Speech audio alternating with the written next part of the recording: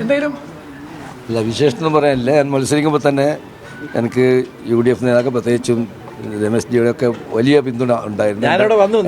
എൻ്റെ മണ്ഡലത്തിൽ വന്നു, പ്രചരണത്തിന് വേണ്ടി വന്നു. ആ നിലയിൽ ആദ്യമേ വലിയ സപ്പോർട്ട് എനിക്ക് നൽകിയിരുന്നു.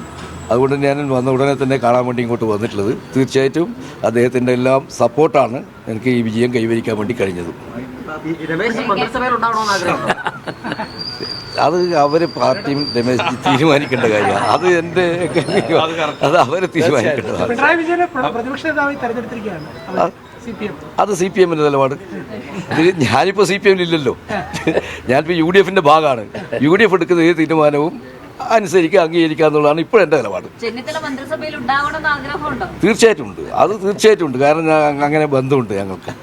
അപ്പോൾ അദ്ദേഹത്തിൻ്റെ സാമീപ്യം ഇനി ഉണ്ടായില്ലെങ്കിൽ എനിക്ക് ഉണ്ടാവുമെന്ന് ഉറപ്പ് നൽകിയിട്ടുണ്ട്.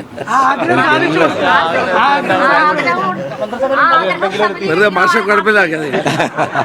ഓക്കെ മാഷ്, ഓക്കെ ഓക്കെ. മാഷ വിടും.